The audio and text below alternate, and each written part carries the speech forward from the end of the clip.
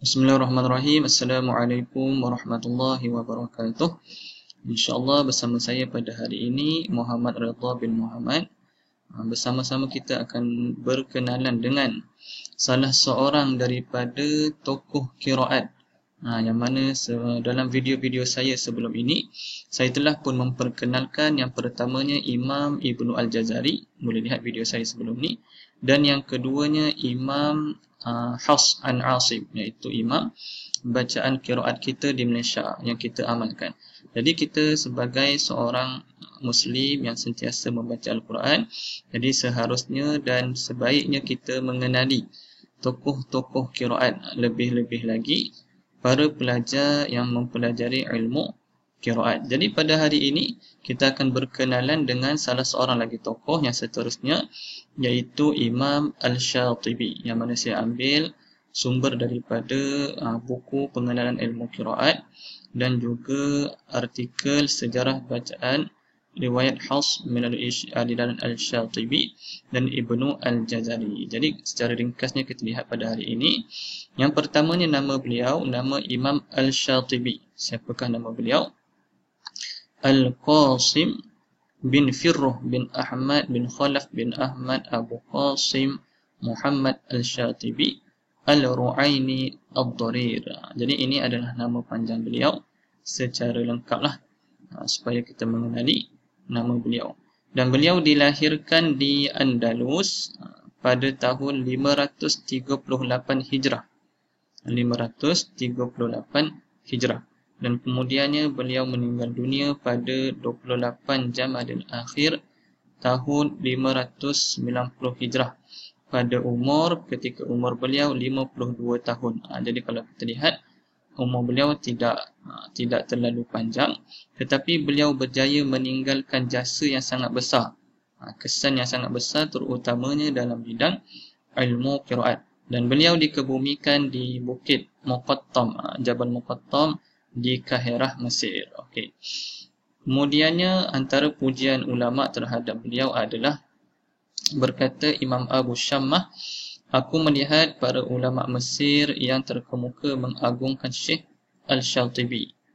Sebabnya Imam Al-Shatibi ni beliau mengajar di Mesir dan ramai pelajar-pelajar beliau pada ketika itu di Mesir. Kemudiannya pujian ulama lagi, telah berkata Imam An-Nawawi, kalau nak dibandingkan beliau dengan orang lain di Mesir pada ketika itu memang tiada tandingan. Ini kerana beliau memiliki kepelbagaian ilmu. Sebabnya beliau dikatakan banyak menguasai pelbagai bidang ilmu, bukan setakat ilmu Al-Quran sahaja, bukan setakat ilmu qiraat, bacaan Al-Quran sahaja. Jadi pada asalnya beliau dilahirkan di Andalus dan kemudian beliau berhijrah ke Mesir. Dan di Mesirlah beliau mempunyai ramai para pelajar, terutamanya dalam bidang qiraat, itu bacaan Al-Quran. Telah berkata lagi Imam Ibnu Al-Jazari, beliau seorang wali Allah, Imam Al-Shatibi, seorang wali Allah sangat alim dan merupakan salah seorang ulama besar dan masyhur di seluruh pelosok alam. Sebab itulah ramai para pelajar yang berlomba-lomba nak mendapatkan ilmu daripada beliau, kerana beliau sangat masyhur pada ketika itu, pada zaman beliau. Antara karya-karya beliau, iaitu yang paling terkenal dan masyhur adalah Hirzul Amani wa Wajhut Tahani. Ini adalah karya beliau yang masih diguna pakai sehingga sekarang sebagai rujukan dalam ilmu qiraat. Jadi pelajar-pelajar yang mempelajari ilmu qiraat, terutamanya ilmu qiraat 7, akan merujuk kepada kitab beliau ini. Kemudian ada lagi Nazimatul Zuhri fi Addil Ayi, yang awal tadi dalam bidang qiraat. Yang ini dalam bidang Nazimatul Zuhri ni dalam bidang ilmu fawasil.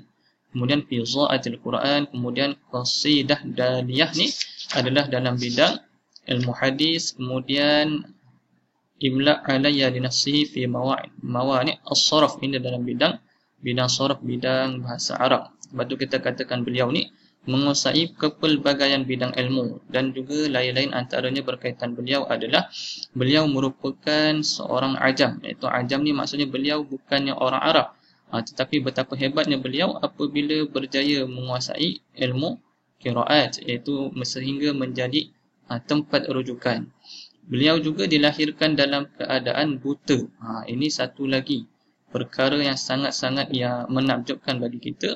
Apabila Imam Al-Syatibi dikatakan, sebahagian menyatakan beliau dilahirkan dalam keadaan buta dan sebahagian menyatakan beliau lahir dan tak lama selepas tu barulah beliau buta. Jadi ada perselisihan lah di situ. Cuma yang nak bagi tahu di sini, kita dapat lihat seorang yang buta, tetapi walaupun Imam Al-Syatibi seorang yang buta, tetapi beliau masih dapat memberi sumbangan yang besar dalam bidang keilmuan ilmu qiraat, bidang ilmu Al-Quran, sehingga bacaan-bacaan Al-Quran ini berjaya dikumpulkan dan beliau merupakan seorang yang merupakan pelopor ilmu qiraat 7.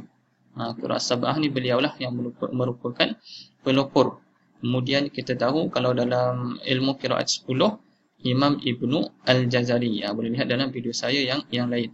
Jadi beliau ni adalah orang yang awal mengumpulkan dan menjadi rujukan ilmu qiraat 7. Sebelum tu ada lagi lah, cumanya beliau ni yang menjadi rujukan utama sehingga sekarang. Kemudian beliau merupakan seorang yang alim, iaitu orang yang berilmu dalam pelbagai lapangan ilmu seperti ilmu qiraat, ilmu tafsir, ilmu nahwu, lughah, hadis dan juga fiqh. Kemudian beliau merupakan tokoh sastera dan juga penyair yang hebat.